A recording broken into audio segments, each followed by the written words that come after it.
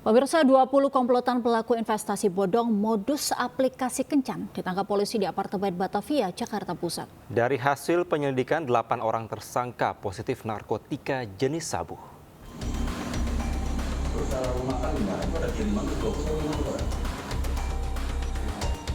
Polisi menggerebek salah satu kamar di apartemen Batavia, Jakarta Pusat. Penggerebekan diringkus 20 pelaku penipuan online yang kerap beroperasi dengan modus aplikasi kencan atau love scamming. Untuk mencari korban, para operator ini menggunakan aplikasi dating app yang memasukkan wajahnya agar lebih memikat. Korban yang diincar para operator ini ialah para wanita dengan penghasilan menengah ke atas. Aksi pelaku terbongkar usai patroli siber polisi curiga dengan salah satu konsep investasi di aplikasi kencan.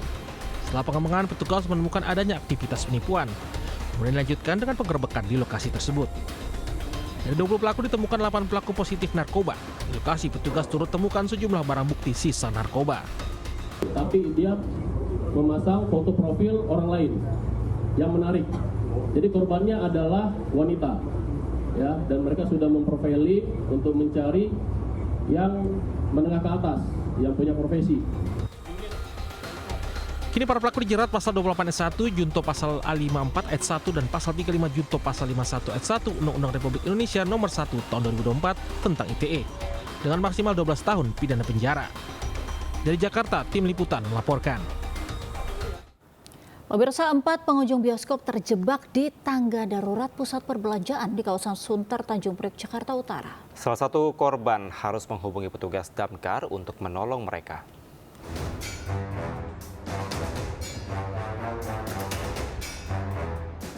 Salah satu pengunjung bioskop merekam kejadian saat mereka terjebak di tangga darurat pusat perbelanjaan kawasan Sunter, Tanjung Priok, Jakarta Utara. Total ada 4 orang yang terjebak di pintu darurat yang terkunci. Keempat korban sempat berteriak meminta bantuan petugas keamanan pusat perbelanjaan, namun tidak ada yang mendengarnya karena sudah tutup.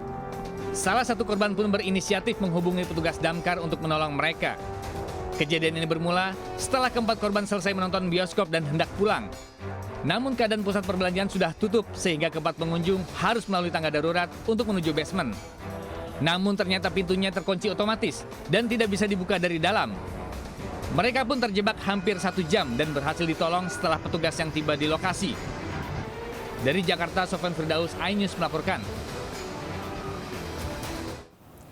Akibat tak tahu jalan, seorang pengemudi mobil dan kendaraannya diamuk warga usai menabrak pemotor di Kebonjeruk, Jakarta Barat.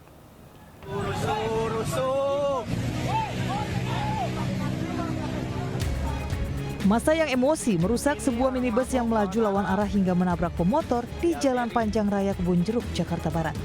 Guna mencegah aksi anarkis makin menjadi, korban dan pengemudi mobil dievakuasi ke Polsek Kebonjeruk untuk dimintai keterangan. Beruntung korban selamat dan hanya menderita luka ringan, sementara pengemudi mobil mengaku aksinya melawan arah lantaran tidak hafal jalan. Mungkin dia baru masuk wilayah Jakarta Barat, jadi kondisi malam mungkin situasinya belum hafal. Untuk pengaruh minuman beralkohol, pada saat petugas di situ dia sadar semua. Usai dimediasi, kedua pihak sepakat berdamai dan kasus ini selesai secara kekeluargaan. Dari Jakarta, Miftahul Gani, iNews melaporkan. Pemirsa, pasangan suami istri di Lampung Selatan, Lampung diamankan warga lantaran kedapatan menggunakan uang palsu untuk transaksi. Saat diselidiki polisi, temukan barang bukti uang palsu senilai jutaan rupiah.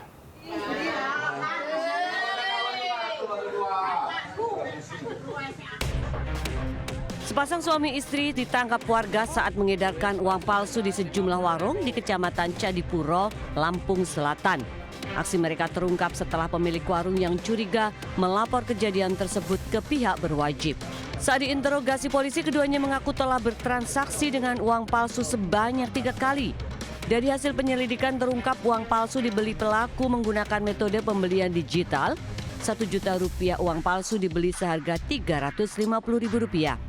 Sementara saat penggeledahan, petugas juga mendapati uang palsu senilai Rp4.200.000 yang dikubur di halaman rumah. Saat itu uang ditimbun, ada yang ditimbun di dalam rumah. Total keseluruhan jumlah uang lembar rupiah palsu yang kita amankan ada 63 lembar sebesar 4.750.000. Para pelaku bakal dijerat dengan pasal tentang mata uang dan terancam hukuman maksimal 15 tahun penjara. Dari Lampung Selatan, Lampung, Heri Kulistiawan, iNews melaporkan. Pemirsa, TNI Angkatan Laut dan Ditpol Airut Polda Banten bersama nelayan kembali melanjutkan pembongkaran pagar laut di perairan Kronjo, Kabupaten Tangerang, Banten. Kondisi cuaca dan gelombang laut yang mencapai 2 meter membuat pembongkaran pagar laut di hari ke-7 kurang maksimal.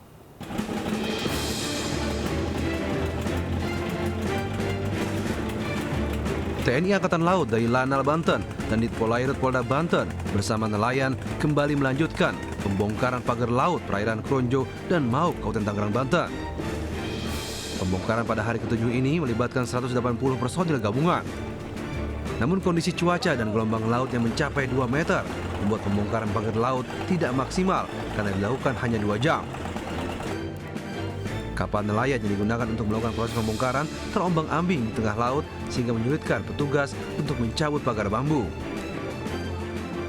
Di hari ke-7 ini, kendala saat ini yang kita hadapi adalah masalah cuaca. Kalau dari kemarin, dari hari pertama sampai dengan hari ke-6, kita bisa maksimal melaksanakan pencabutan pagar laut. Tapi untuk hari ini, kendala cuaca cukup mengganggu pekerjaan sehingga untuk hasil tidak maksimal. Biasanya kita bisa mendapatkan 500 sampai 1 km dalam sekali pencabutan dalam satu hari. Pagar laut yang sebelumnya membentang 30,16 km ini hanya tinggal tersisa 11,46 km. Dari Kabupaten Tangerang, Banten, Aimar Rani melaporkan. Mantan Kasat Reskrim Polres Jakarta Selatan bantah melakukan pemerasan senilai 20 miliar rupiah. Kasus dugaan pemerasan terungkap setelah adanya gugatan perdata ke Pengadilan Negeri Jakarta Selatan.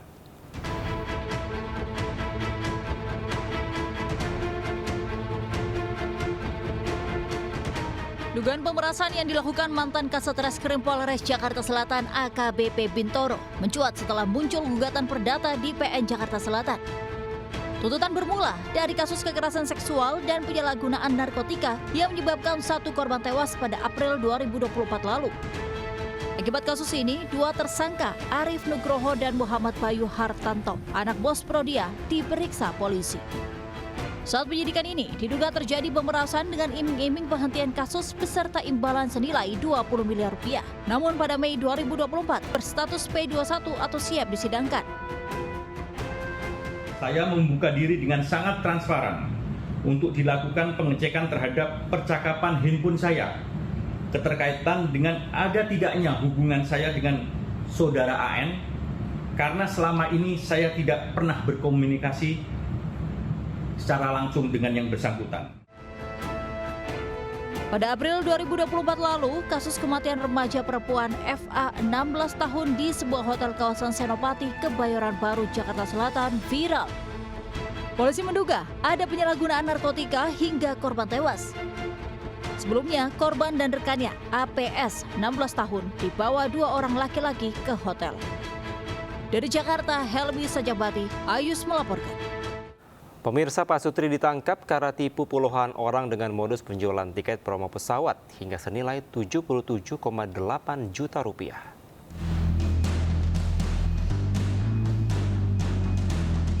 Anggota Polsek Tanah Abang menggerebek sebuah tempat indekos di wilayah Bogor, Jawa Barat. Di lokasi ini, petugas mengamankan tersangka berinisial DN berusia 25 tahun yang kemudian dilanjutkan penangkapan istrinya berinisial BL 21 tahun di tempat indekos lain. Pak Sutri ini diduga terlibat penipuan dengan modus menawarkan tiket pesawat promo murah melalui media sosial. Berbekal pengalaman bekerja di sebuah agen perjalanan, mereka meraup untung dengan memperdaya para calon pelancong. Setelah menerima 3 kali pembayaran sebesar 77,8 juta rupiah untuk ongkos perjalanan 20 orang, kedua tersangka lalu menghilang. Sehingga kita berhasil mengamankan 2 orang yang kami duga sebagai pelaku dari tindak kejahatan ini, yaitu saudara BM dan saudara DL. Saat ini kedua tersangka mendekam di sel tahanan Polsek Metro Tanah Abang. Akibat perbuatannya, Pak Sutri tersebut dijerat pasal tentang penipuan dengan ancaman hukuman 4 tahun penjara. Hingga kini polisi masih melakukan penyelidikan mendalam guna memastikan ada tidaknya korban lain dalam kasus penipuan tersebut. Dari Jakarta, Rani Sanjaya, iNews melaporkan. Pemirsa, 2 pekerja tewas sementara 5 lainnya terluka akibat robohnya tower provider di Kabupaten Bekasi, Jawa Barat. Petugas harus menurunkan alat berat dan ekstra hati-hati untuk mengevakuasi korban yang tertimpa reruntuhan.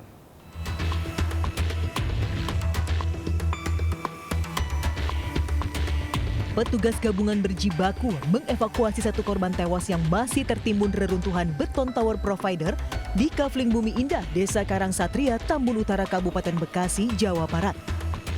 Petugas harus menggunakan alat berat dan ekstra hati-hati karena kondisi struktur tower yang riskan ambruk ke permukiman warga.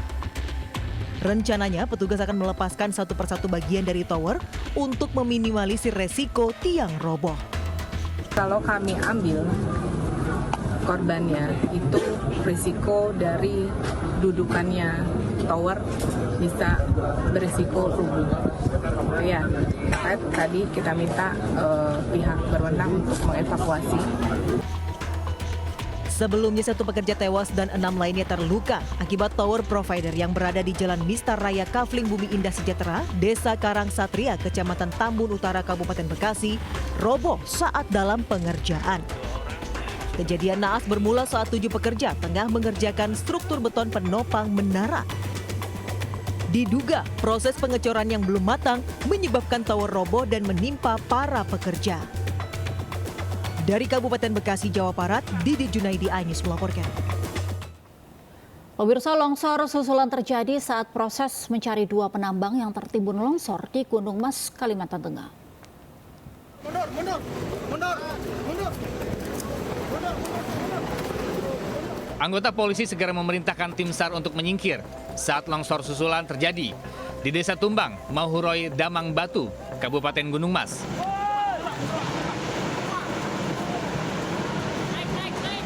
Saat kejadian, tim SAR tengah mencari 2 warga penambang, Gadeon Sin 57 tahun dan Mulyadi 51 tahun yang tertimbun tanah longsor. Tim SAR pun bergegas menyelamatkan diri naik ke atas bukit yang aman untuk menghindari longsor susulan yang membahayakan. Selain menyeberangi puluhan anak sungai di hutan, mereka juga harus menaiki perbukitan dengan kondisi jalan tanah gembur berair, menggunakan kendaraan roda 2 serta berjalan kaki. Hingga kini upaya pencarian terus dilakukan dengan metode penyemprotan dan penggalian tanah di lokasi yang dicurigai adanya korban, namun belum juga membuahkan hasil. Dari Gunung Mas, Kalimantan Tengah, Ade Sata, iNews melaporkan. Diduga kehabisan makanan di habitatnya, kawanan monyet liar berkeliaran di permukiman warga di Cibubur, Jatisampurna, Kota Bekasi, Jawa Barat. Aksi kawanan monyet liar tersebut menimbulkan keresahan warga.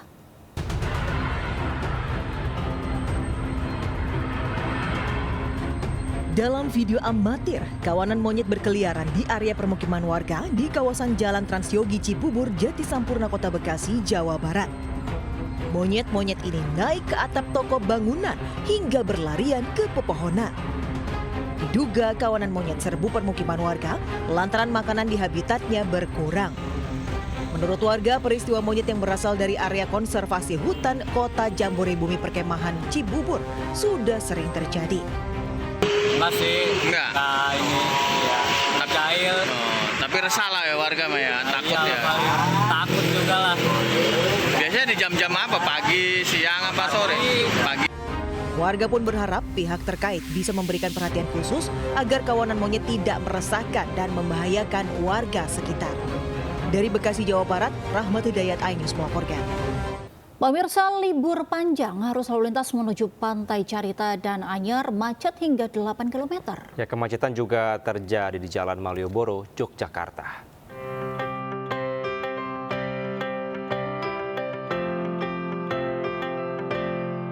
Antrian kendaraan terjadi hingga 8 km akibat banyaknya kendaraan yang akan melakukan perjalanan balik dari kawasan Pantai Carita dan Anyer. Hal ini diakibatkan tingginya animo masyarakat yang berwisata di kawasan pantai, memanfaatkan momen libur panjang Isra Miraj dan libur Imlek. Untuk mengurai kemacetan, Polres Cilegon menerapkan sistem satu arah di kawasan Ciwandan. Sistem one way mulai diberlakukan pada Senin sore.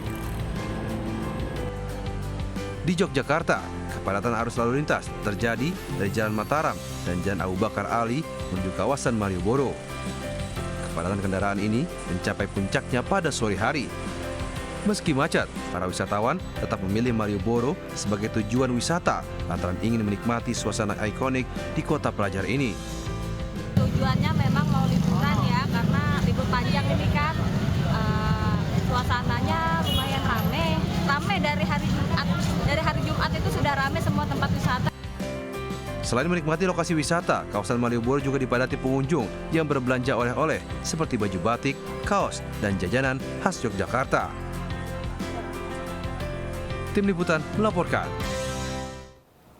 Ya, sementara di momen libur panjang, lalu lintas ruas tol Jagorawi arah Jakarta berangsur normal dan lancar. Namun pada Selasa siang sempat mengalami kemacetan hingga 4 km. Kendaraan bahkan harus melintas di jalur darurat. Lalu lintas ruas tol Jakarta Jagorawi akhirnya berangsur normal dan lancar pada Selasa malam. Kendaraan sudah bisa melaju dengan kecepatan maksimal. Tol Jagorawi merupakan jalur utama bagi warga Bogor dan sekitarnya yang akan menuju ke Jakarta. Padahal sebelumnya pemirsa sempat terjadi kemacetan panjang di Tol Jagorawi. Kendaraan sempat mengalami antrean yang mengular sepanjang 4 km, mulai dari KM 24 hingga KM 19. Kemacetan terjadi akibat pekerjaan pelebaran jalan di bahu luar ruas tol Jagorawi KM 20 hingga KM 19. Kepadatan juga terjadi di rest area KM 21. Bahkan kendaraan yang memasuki rest area tidak mendapatkan kantong parkir.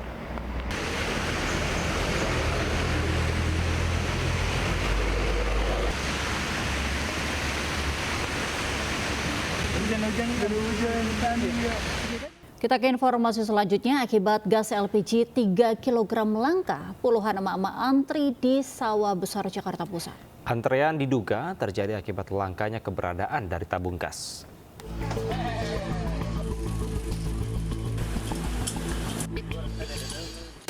Puluhan emak-emak antri di sebuah agen gas LPG di Jalan C, Karanganyar, Sawah Besar, Jakarta Pusat. Emak-emak ini rela antri panjang berdesakan demi mendapatkan tabung gas LPG ukuran 3 kg atau gas melon. Diduga antrian ini akibat langkanya keberadaan tabung gas LPG di pasaran. Sebelumnya sejumlah emak-emak mengaku sudah berkeliling ke sejumlah warung, pengecer hingga agen gas namun tak mendapatkan gas melon. Sekalipun ada, harganya mengalami kenaikan, yakni berkisar Rp22 hingga Rp25.000 per tabung. Oh, muter-muter aja nyari yang ada agen gas ya. Karena garasi ada. Kalau untuk di pom bensinnya sendiri gimana, Bu? Pom bensin juga tadi nggak ada, saya nggak ada, udah kosong semua. Dari berapa hari, Bu? Justru itu saya juga nggak tahu, saya pas nyari habis aja ya, pas nyari habis di sebelah langganan saya biasa ada, agak ada ya. Terus saya nyari-nyari aja, ada dapat-dapatnya tapi nggak ada, kosong. Kosong ya, Bu? Warga berharap pemerintah bisa memperhatikan pasokan gas LPG agar tidak terjadi kelangkaan yang akan membebani masyarakat. Dari Jakarta, Rani Sanjaya, iNews melaporkan. Pemirsa, Wakil Presiden Gibran Rakabuming Raka bersama dengan keluarga jalan-jalan ke Pasar Atom, Surabaya. Ya, dalam kunjungannya, Gibran memborong jajanan pasar serta makan bersama pengunjung di food court.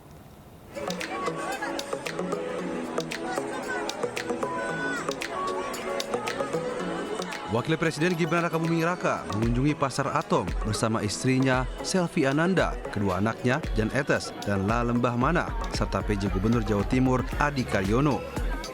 Dalam kunjungan ini, Gibran berkeliling Pasar Atom sekaligus memborong jajanan seperti cakwe penele, manisan, serta jajanan pasar lainnya dan aksesoris Imlek.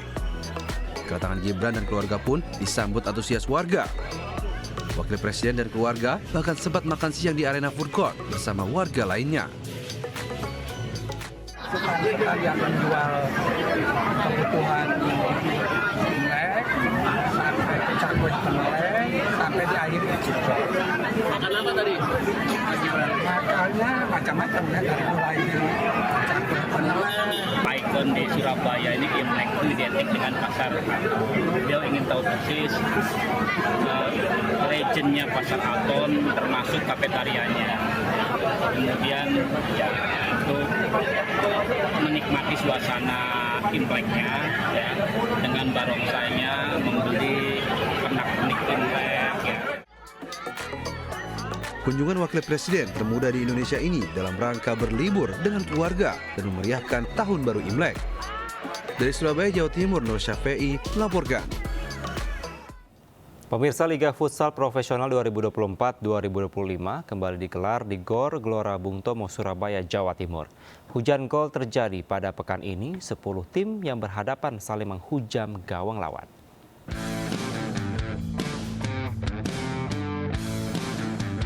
Laga pembuka Liga Futsal Profesional 2024-2025 pekan keempat langsung menyajikan pertandingan menarik antara Sadakata FC melawan Black Steel FC di GOR Gelora Bung Tomo, Surabaya, Jawa Timur. Dengan permainan menyerang, Sadakata FC mampu mengatasi permainan Black Steel FC dengan skor 6-3. Pada pertandingan kedua, laga seru terjadi antara Pangsuma FC melawan Cosmo JNE. Sempat memimpin di babak pertama dengan skor 3-1. Cosmo JNE yang tampil apik di babak kedua mampu memberikan perlawanan sengit, sehingga mampu menyamakan keadaan jadi 4-4. Di pertandingan ketiga, tuan rumah Bintang Timur Surabaya atau BTS FC tampil brilian melawan Tiga Raja United. Bermain dengan dukungan penuh supporter, BTS FC mampu mencukur lawannya dengan skor telak 7-0. Pada laga keempat, giliran Halus FC yang mampu meraih poin penuh setelah menghajar lawannya Rafheli FC. Sempat kesulitan pada awal laga, Halus FC akhirnya tampil konsisten sehingga mampu memenangi pertandingan dengan skor 5-2. Pada laga pamungkas, secara mengejutkan tim debutan Kuda Laut Nusantara mampu mengalahkan tim papan atas Unggul FC dengan skor tipis 3-2.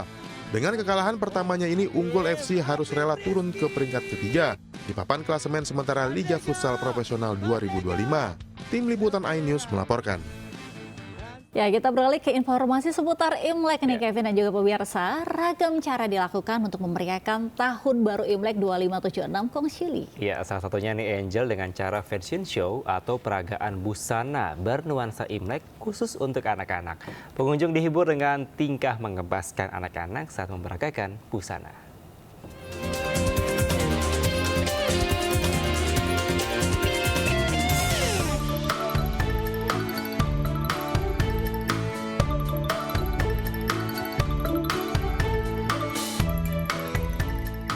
Imut nan menggemaskan, keceriaan anak-anak terukir dalam peragaan busana bertema Tahun Baru Cina di salah satu mal di Jakarta Utara. Perayaan Imlek menjadi momen yang dinanti untuk beradu busana berbalut warna merah emas. Kreativitas busana, keberanian, dan kepercayaan diri menjadi faktor penentu jawara bagi peserta lomba anak-anak berusia 3 hingga 12 tahun.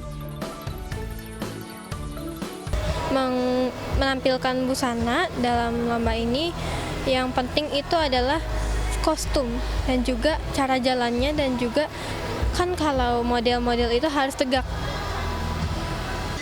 Tujuannya adalah untuk membangun dan juga mengembangkan bakat anak-anak dalam bidang fashion show, terutama anak-anak yang memang masih belum tahu dunia fashion show, dan juga anak-anak yang memang baru mau belajar. Tingkah lucu anak-anak dengan mengenakan pakaian khas Tionghoa di atas panggung membuat pengunjung terhibur.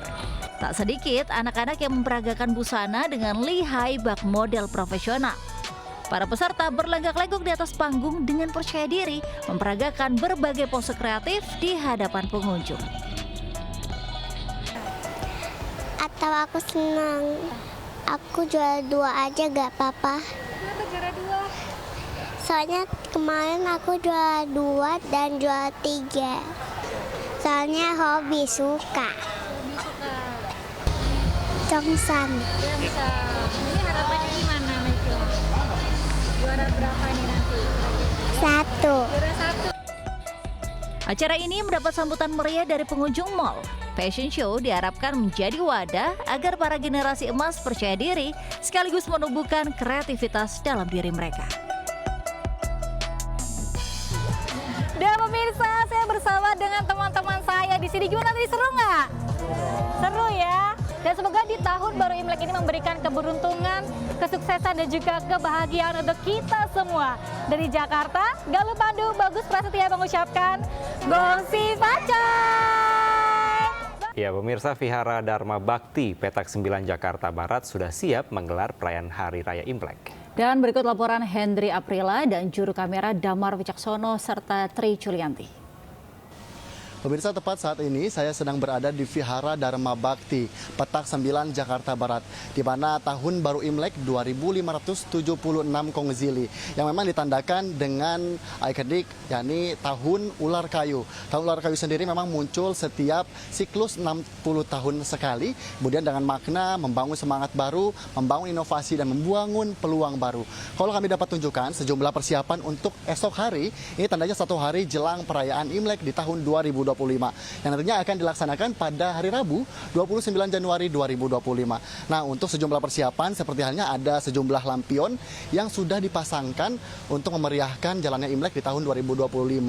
Ini sudah dipasangkan di setiap sudutnya, kemudian juga ada beberapa persembahan-persembahan seperti buah, kemudian juga kue ranjang dan beberapa persembahan lainnya.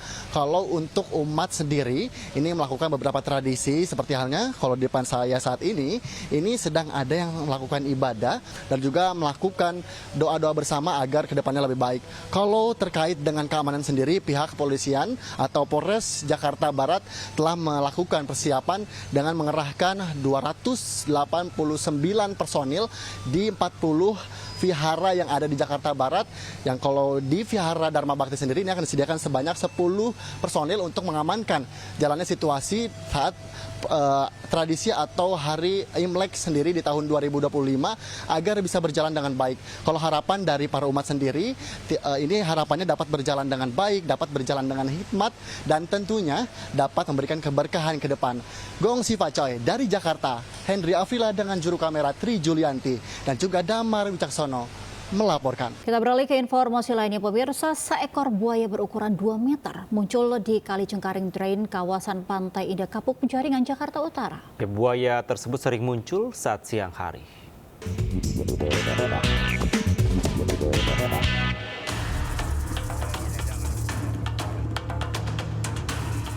Seekor buaya muncul terekam kamera warga di permukaan Kali Cengkaring Drain, kawasan Pantai Indah Kapuk, Jakarta Utara. Diperkirakan buaya memiliki panjang 2 meter dan sesekali muncul di saat siang hari. Menurut petugas UPS Badan Air yang bekerja di Kali Cengkaring Drain, kemunculan buaya berbeda-beda ukurannya, mengingat terdapat 4 ekor buaya di sepanjang aliran Cengkaring Drain dengan ukuran 1 hingga 2 meter. Buaya sendiri muncul ke permukaan untuk berjemur di bawah sinar matahari. Yang kita sering lihat 2 meter lebih. Kalau yang tadi barusan ini? Paling yang kecilan ini 2 meteran lah. 2 meter yang ini kecil sih. Kemarin tuh saya lihat hari Jumat gede. Oke. Jadi yang ini beda sama yang di video itu ya? Beda sama yang kemarin. Yang kemarin gede ada. Emang di situ terus bang, munculnya bang? Kalau siang di situ, kalau Jumat, kalau untuk hari biasa kadang ada, kadang enggak dia. Kalau hari Jumat tuh pasti ke situ. Diduga buaya datang dari arah laut karena aliran Kali Cengkaring Drain ini berbatasan langsung dengan air laut. Di Jakarta, Sofyan Firdaus melaporkan. Pemirsa, seorang pengendara sepeda motor dihentikan mobil patroli polisi di Jembatan Suramadu, Bangkalan, Jawa Timur. Pemotor itu nekat masuk ke jalur mobil hingga akhirnya diganjar sanksi tilang.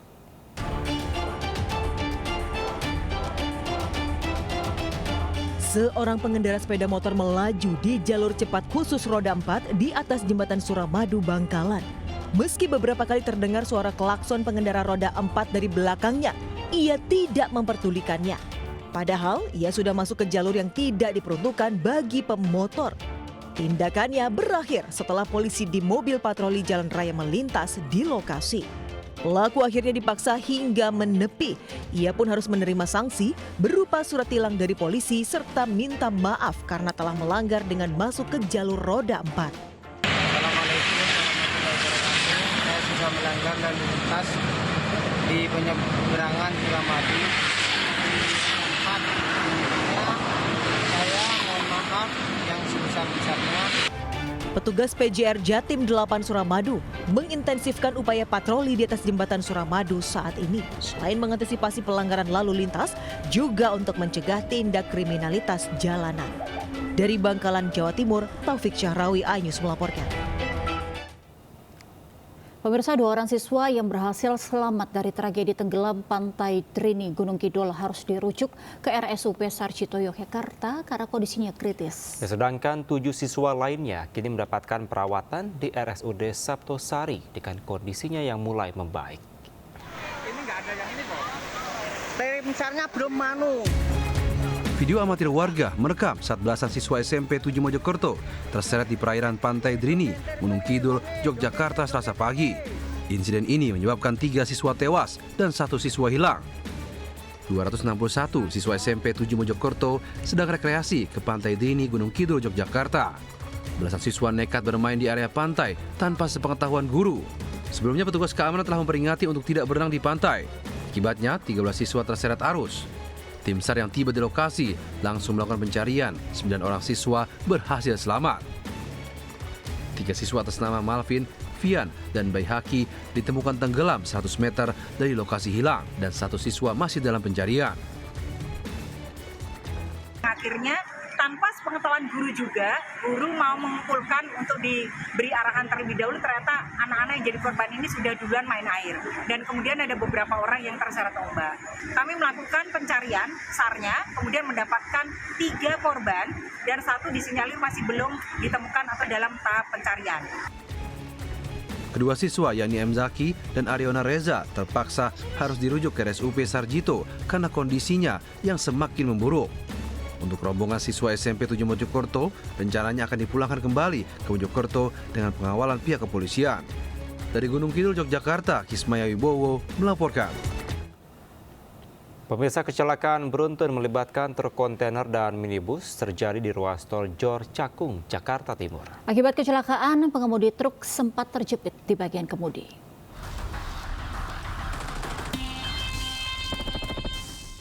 Inilah rekaman video saat truk kontainer yang melaju dari arah Bintara, Bekasi menuju Rorotan tiba-tiba saja oleng dan menabrak pembatas jalan tol di ruas tol Jor di kilometer 52 Cakung, Jakarta Timur. Truk juga menghantam lampu penerangan jalan hingga terjatuh ke jalur berlawanan. Truk kemudian ditabrak minibus yang tak sempat mengerem karena melaju dengan kecepatan tinggi. Akibat kecelakaan tersebut, pengemudi truk sempat terjepit di bagian kemudi mobil hingga akhirnya dievakuasi petugas. Sementara pengemudi minibus yang mengalami luka-luka langsung dilarikan menggunakan ambulan. Truk kontainer yang menabrak pembatas jalan tol diduga akibat ban selip saat melaju di kondisi jalan yang basah saat hujan. Selanjutnya, truk dan minibus dievakuasi petugas, sementara kasus kecelakaan ini ditangani petugas Satwil Lantas Polres Metro Jakarta Timur. Dari Jakarta, Rio Manik melaporkan. Peristiwa tadi sekaligus menutup Lintas Sains pagi hari ini. Dan pemirsa, berita-berita tadi juga dapat Anda baca selengkapnya melalui portal okezone.com. Sesaat lagi Anda bisa menyaksikan serangkaian peristiwa lainnya di program Jurnal Lintas Ainis Pagi bersama rekan Anita Dewi. Saya Kevin Pakan. Dan saya Jelika Deva mundur diri. Selamat pagi, selamat beraktivitas. Wassalamualaikum warahmatullahi wabarakatuh.